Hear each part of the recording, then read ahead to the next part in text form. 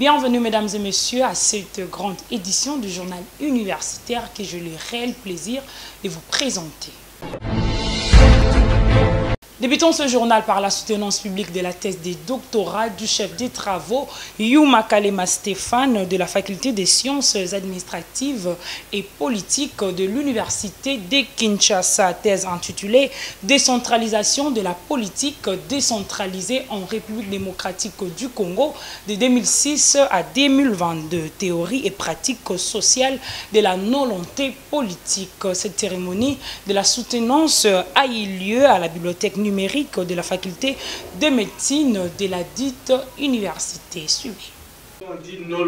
Cette cérémonie de soutenance publique de la thèse de doctorat du chef de travaux Yuma Kalema Stéphane de la faculté des sciences sociales, administratives et politiques de l'université de Kinshasa portant sur la décentralisation de la politique ou politique décentralisée en République démocratique du Congo de 2006 à 2022. Théorie et pratique sociale de la non-volonté politique a été débutée par le mot d'ouverture du professeur Jean Kassereka, administrateur de budget de l'université de Kinshasa, agissant au nom du recteur, le professeur Jean-Marie Kayembe Toumba empêché. Ça n'est suivi du mot du vice-doyen des renseignements de la dite faculté, le professeur Gilles Kassereka Icône. Prenant la parole, le récipiendaire, chef de travaux Yuma Kalema Stéphane, a fait savoir que cette étude doctorale est appuyée par la matérialisation effective des normes constitutionnelles légales, réglementaires, procédurales et processuelles destinées à concourir le couronnement de mise en œuvre. A-t-il ajouté que la décentralisation territoriale est un ensemble de mécanismes politiques, administratifs, juridiques et territoriaux par lesquels le gouvernement au niveau central pourrait faire sa partie de ses charges. Après son exposé captivant, il était question de l'évaluation et série de questions et réponses et l'intervention du promoteur de cette thèse. Motivation qui conclut cet examen doctoral suivi la délibération à huis clos par les membres du jury. Le patron a reçu la mention. A réussi avec la mention grande distinction. Les insignes de l'université, toge et diplômes lui ont été donnés. Un acte satisfaisant devant sa famille, amis et connaissances. Le nouveau docteur à thèse s'est exprimé en ces termes. L'idée ici, c'était l'idée de produire cette thèse sur la décentralisation. Elle est née d'un conflit entre deux écoles. La première école disait que le gouvernant au niveau central veut de la décentralisation, tandis que la deuxième école affirmait que les gouvernants ne veulent pas de la décentralisation. La thèse est née de ce débat, parce que quand j'étais étudiant à l'UCC, on a eu plusieurs conférences dans ces cadres-là. Il convient de rappeler que cette cérémonie s'est clôturée par une photo des familles. À l'Université pédagogique nationale, les nouveaux étudiants pour l'année académique 2024-2025 ont été chaleureusement accueillis le week-end dernier par les UPNiens au cours d'une cérémonie qui a connu la présence du comité de gestion et les autorités des marques. Commentaire de Christian Chipamba. Les moments étaient émouvants pour ce nouveaux étudiants de l'Université pédagogique nationale accueillis en ce jour avec pompe par le comité de gestion de l'Université pédagogique nationale, conduit par la professeure ordinaire Yvonne Ibebeke, mais aussi d'autres autorités. Hier, un rêve, aujourd'hui une réalité. Ces nouveaux étudiants font désormais partie de la communauté upénienne et sont appelés à défendre les valeurs dans la société et à faire preuve d'hommes de science dans leur conduite, a souligné la rectrice de l'Université pédagogique nationale en présentant le membre de son comité, les différentes facultés organisées dans son établissement et leurs responsables. Au niveau du comité de gestion, choisi d'accueillir nos futurs étudiants pour qu'ils se sentent à l'aise, qu'ils ne viennent pas simplement comme ça le premier jour quand ils vont venir entrer dans les auditoires. Nous voulions les présenter notre université, qu'ils connaissent ce qui est organisé dans notre université. Et vous avez pu voir qu'il n'y a pas que le comité de gestion qui a participé à cette activité, il y a aussi tous les doyens des facultés, les départements étaient là. Et quelque chose qui est encore formidable, c'est la coordination estudiantine qui est avec nous pour accueillir ces jeunes qui viennent. S'en est suivi de l'adresse de la coordination des étudiants qui a exprimé sa joie de recevoir ce nouveau collègue. Dans cette logique d'idées, une visite guidée dans le bâtiment de l'UPN a été effective, question de permettre à ce nouveau venu d'avoir une idée sur où entrer et sortir en cas d'un souci. Tu vois, ça crée l'ambiance universitaire. L'université méthodiste John Wesley continue à inscrire les nouveaux étudiants dans toutes ses facultés pour l'année académique 2024-2025. Suivez. Étudiants et étudiantes congolais et congolaises, vous qui désirez poursuivre vos études universitaires, accroître votre connaissance et être pétri des valeurs incontestables, suivant les exigences du système licence, master et doctorat, l'université John Wesley reste la meilleure dans la formation des qualités des futurs cadres de la République démocratique du Congo. L'université John Wesley ouvre ses portes pour les inscriptions de nouveaux candidats dans toutes ses facultés, à savoir la faculté de sciences informatiques, la faculté de sciences de la santé, la faculté de sciences agronomiques et de l'environnement, la faculté de sciences économiques et gestion des entreprises, la faculté de sciences de la communication, faculté de sciences sociales, politiques et administratives, la faculté de droit et la faculté de théologie. Étudier à l'université John Wesley, c'est étancher votre soif du savoir-faire et être, car la science, la spiritualité et le développement sont la devise de cette université. Pour vous qui êtes intéressés, voici l'adresse. Numéro 1, avenue du Palais du Peuple, commune de Lingwala, référence derrière le Palais du Peuple. Pour tout contact, plus 243 81 32 69 170, plus 243 99 09 58 300, plus 243 89 00 14 256. Cordial bienvenue à tous.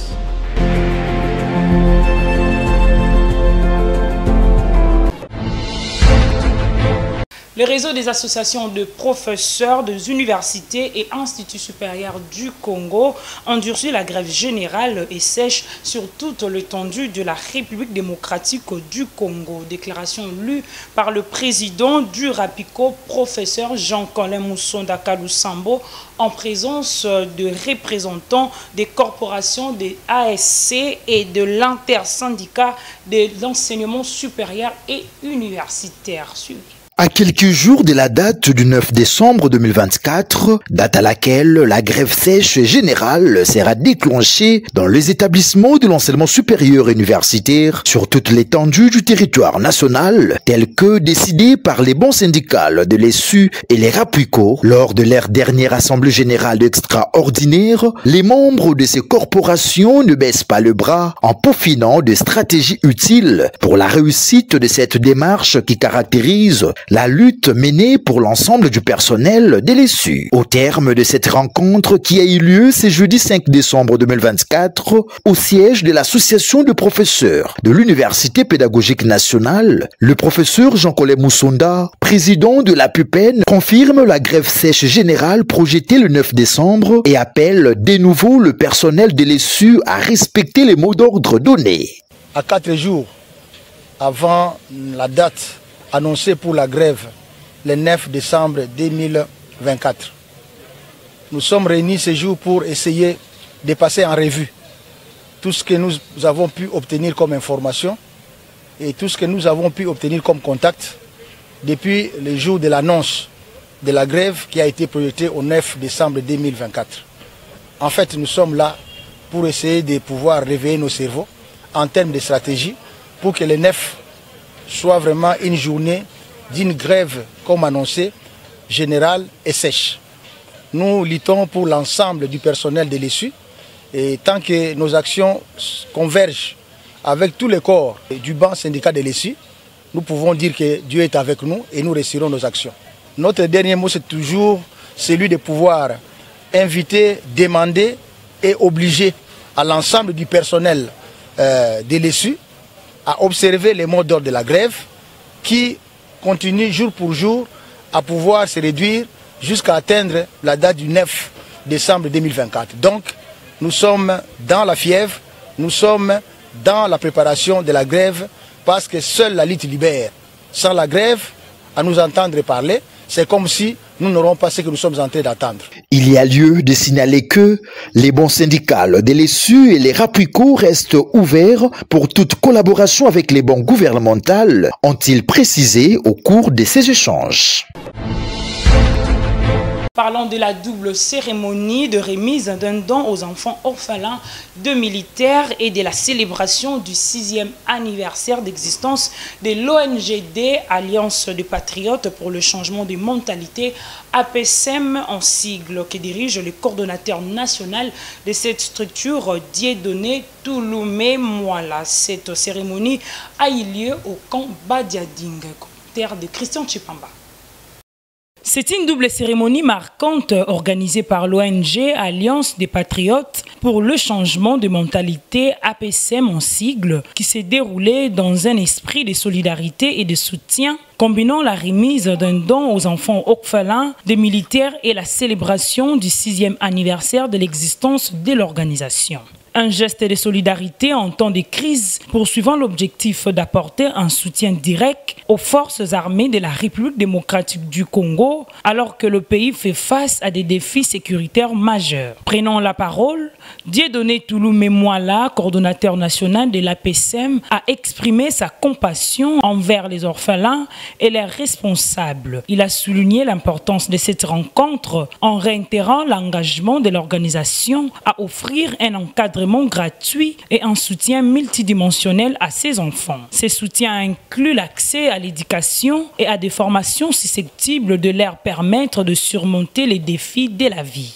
Aujourd'hui, nous avons pris l'engagement d'ailleurs, après cette activité, les mois prochains, nous allons prendre contact avec les responsables du camp pour que l'APSEM continue avec ses activités. Maintenant, ici au sein du camp, on va encadrer ces enfants en anglais, en français et en mathématiques, pour tous les enfants qui ont des difficultés. Et pourquoi pas insérer notre formation sur les changements de mentalité. Et nous, APSEM, nous avons pensé commencer par la formation.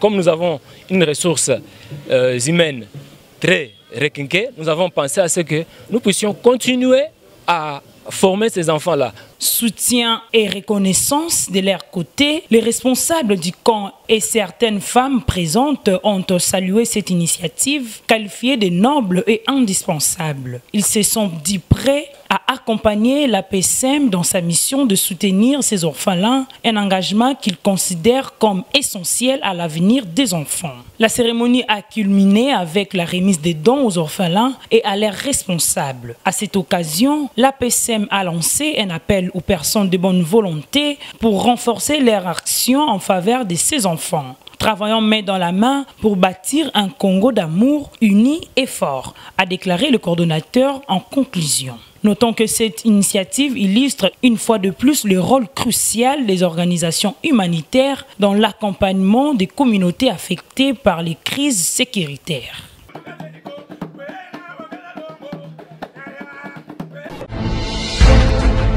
Suivez à présent le message de vœux qui nous parvient de l'ISTEM Bukavu qui dirige le professeur Kassingwa Masumboko. Lecture de Valongolo.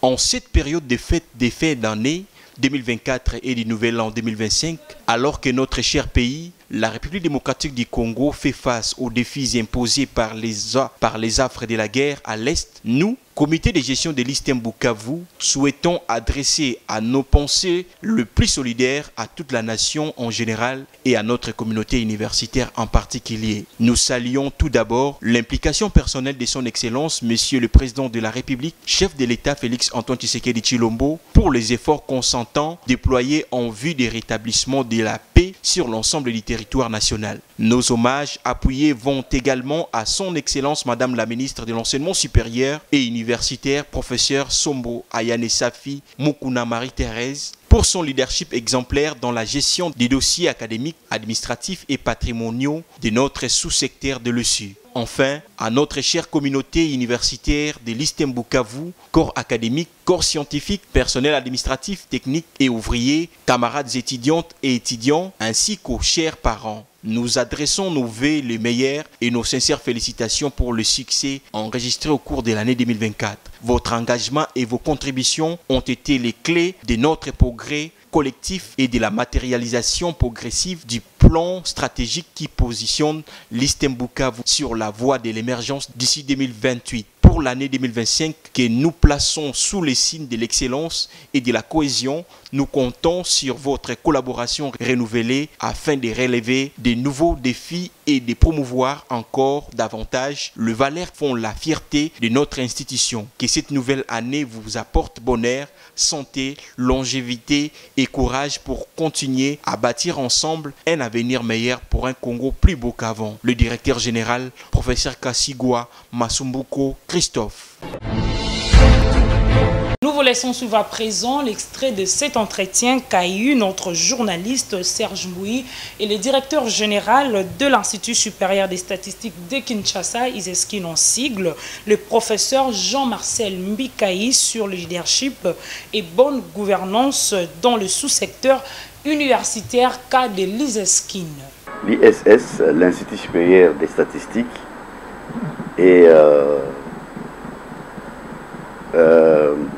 dans une position normale, c'est-à-dire qu'il y a un essor à l'ISES. Actuellement, si je peux le dire, l'Institut supérieur des statistiques a pratiquement plus ou moins 6 000 étudiants. Et vous voyez, avec l'acquisition ou soit l'achèvement des travaux du nouveau bâtiment, on peut déjà compter l'année prochaine une augmentation de 20% des étudiants par rapport aux effectifs actuels. Et c'est grâce à ces effectifs qui vous permettent de construire ces beaux bâtiments ou bien vous avez des financements ailleurs? Au fait, vous connaissez selon les instructions, chaque étudiant, on dégage $30 pour chaque étudiant pour l'effort de construction. Et c'est ce qui nous a permis, n'est-ce pas, avec les efforts, les fonds propres, de construire ces bâtiments-là. Directeur général, ça fait pratiquement 4 ans si je ne m'abuse pas. Quelle stratégie que vous avez mis en place pour qu'il y ait une bonne collaboration dans tous les corps académiques, corps scientifiques et la PATO? Oui, les stratégies existent normalement. Je sais qu'à l'ESI ce n'est pas toujours facile, mais on essaie toujours de concilier les uns les autres d'une manière générale. Mais ce qui divise surtout les gens, c'est le fait qu'à un certain moment, nous ne respectons pas les principes du verbe manger. Manger avec tout le monde. Et à l'ISES, c'est le cas, vous mangez avec tout le monde? On essaye de s'efforcer pour que tout le monde se retrouve. Ce n'est pas une corruption morale, mais c'est le directeur général. Non, la corruption morale, c'est autre chose. Quand vous parlez de la corruption morale, ça dit que vous êtes en train de rechercher quelque chose. Mais ici, on essaye quand même de créer un climat social apaisé, de créer une ambiance entre tous les corps. C'est vrai qu'il ne manque jamais de problèmes, c'est comme dans une famille, mais normalement tout se passe relativement bien. Là, vous parlez de la gouvernance financière, c'est ce qui permet à ce que le directeur général de l'ISESKIN, le professeur Jean-Marcel Mbikaï, soit à l'aise, un peu à l'aise avec les différents corps qui composent l'ISESKIN. Mais qu'en est-il de la gouvernance académique et administrative? Nous travaillons toujours en synergie. Moi, je suis le directeur général, c'est comme si j'ai coordonné le tout. On est en parfaite harmonie, en parfaite synergie avec tous les autres membres du comité de gestion, en commençant par les secteurs académiques, les secteurs de la recherche, les secteurs administratifs et les secteurs financiers. L'ISESKIN va coller les étudiants le 16 juillet, selon les calendriers académiques dictés par la tutelle? Bon, vous savez, normalement, le calendrier est clair là-dessus. Officiellement, c'est le 16 septembre. Mais on est en train de voir, jusque-là, il y a déjà 3 sections qui ont déjà fini les cours complètement, mais il y en a d'autres qui n'ont pas encore fini. Ok, on va faire cette évaluation peut-être d'ici la fin de la semaine. Et si réellement on constate qu'il y aura peut-être un petit décalage quelque part, nous serons obligés vite d'informer la hiérarchie quant à ça pour qu'on essaie un peu de voir ensemble comment. Mais tout compte fait, s'il y aura décalage, ça ne sera pas un décalage de plus de 2 semaines. Monsieur le directeur général, l'ISESKIN, parmi ses missions régaliennes, c'est former les statisticiens et former aussi les informaticiens. Qu'est-ce qui vous différencie avec l'Institut national des statistiques? L'Institut national des statistiques, c'est une régie de l'État qui est sous la tutelle du ministère du Plan. Et l'Institut supérieur des statistiques forme les techniciens et c'est sous la tutelle du ministère de l'enseignement supérieur et universitaire. Nous formons les techniciens qui sont employés à l'Institut national des statistiques. Et quand il y a des enquêtes, ce sont nos techniciens, en accord avec les responsables de l'Institut national des statistiques, on le fait ensemble. Donc on travaille en synergie. L'ISES est fier des produits qu'il lance sur le marché d'emploi, surtout au niveau des PNID et au ministère du Plan, concernant la démographie, l'identification des enquêtes et tout ce qui concerne l'identification de la population et d'autres secteurs dans le domaine statistique. Je pense que, comme on dit, la plus belle femme du monde ne peut donner que ce qu'elle a. Ce qui est vrai, c'est que c'est nous les spécialistes, n'est-ce pas, des chiffres. C'est l'Institut supérieur des statistiques. Parce que c'est notre travail. Sur le plan des indicateurs, c'est nous qui faisons tout ça.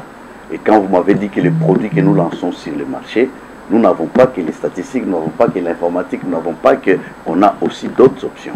On a par exemple notamment sciences et techniques documentaires, par exemple.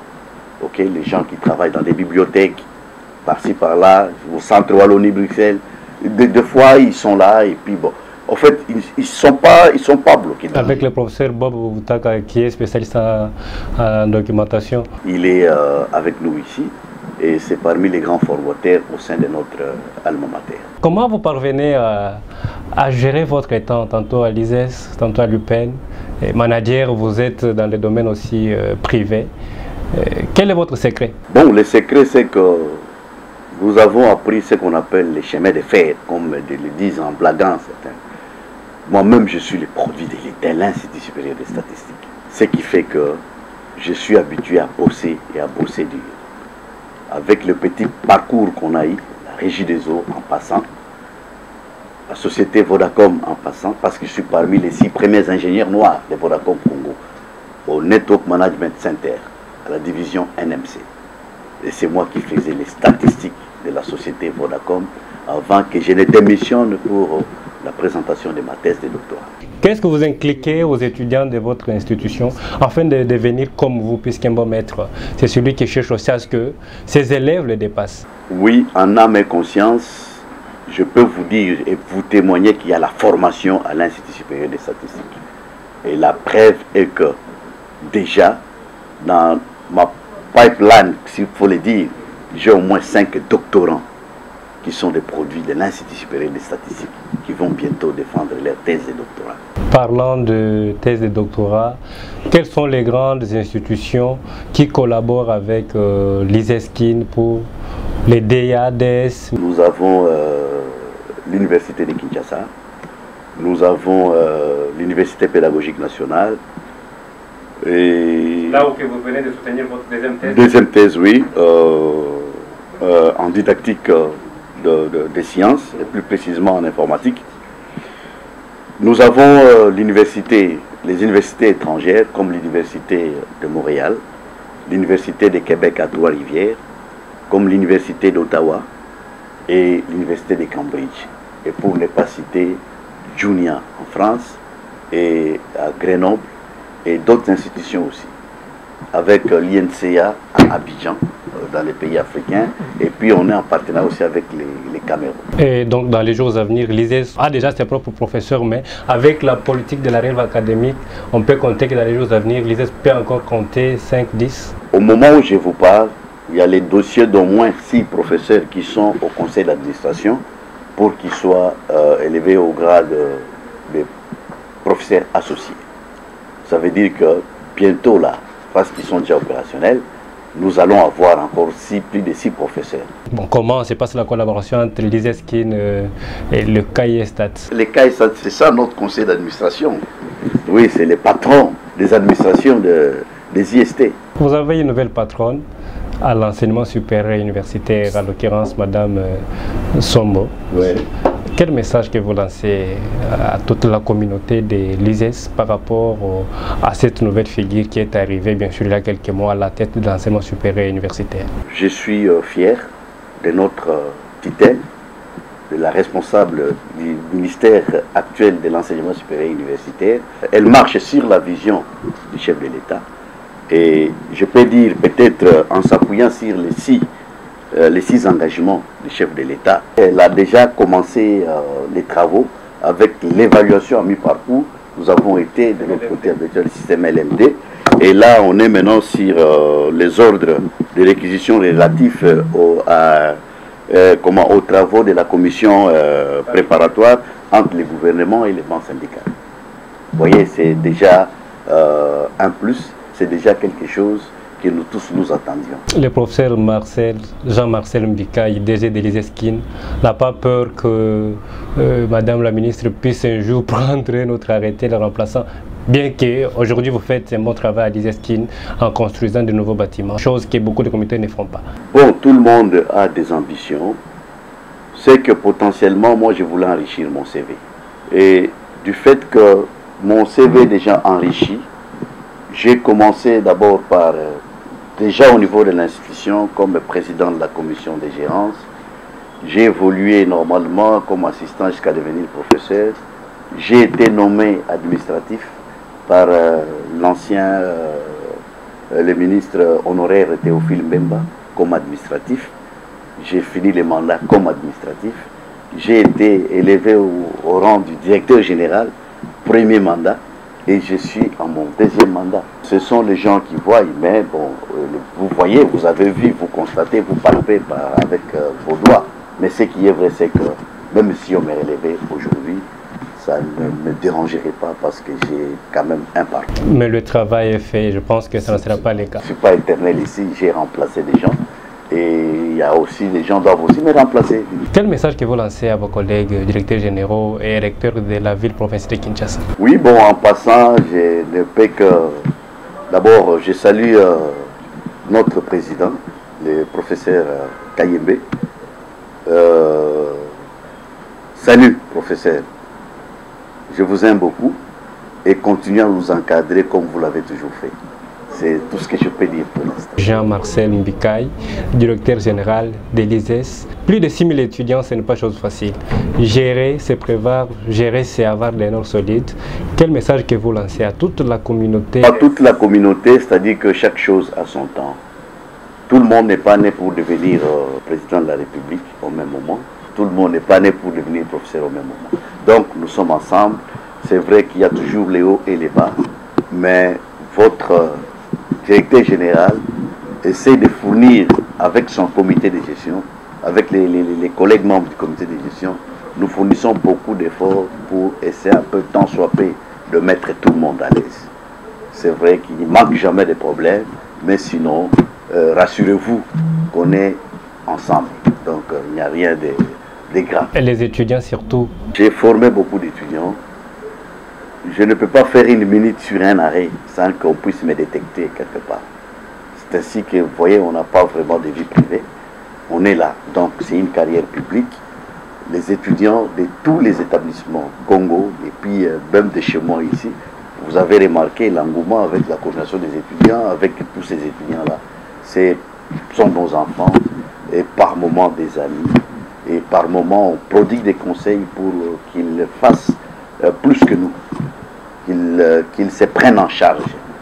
Donc, tout ce que nous demandons à nos étudiants, ce n'est pas suivre des mauvais exemples. Ils doivent se prendre en charge, dire qu'à un certain moment, on doit quitter chez nous.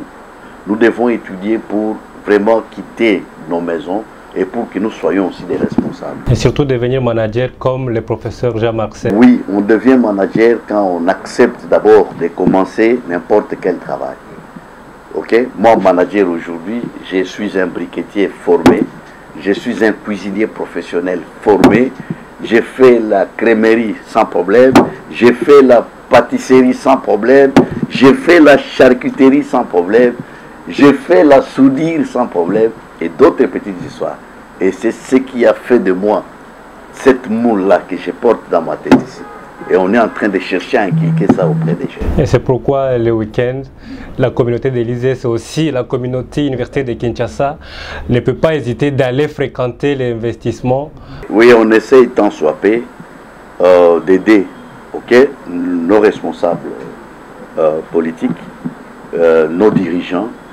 On essaye d'aider tant soit peu pour qu'on parle quand même de façon positive de notre pays. C'est ici que s'achève complètement cette grande édition du journal universitaire. Mesdames et messieurs, si cela vous a plu, dites un grand merci à Christian Chipamba qui était derrière la caméra, réalisé par le docteur Emmanuel Lema, toujours sous la coordination de monsieur l'honorable André Mouchongo Machara. Merci également à vous, chers téléspectateurs, particulièrement à monsieur Jérémy Tikoulou qui nous suit depuis la ville de Kinshasa. Quant à moi, je vous souhaite un excellent week-end.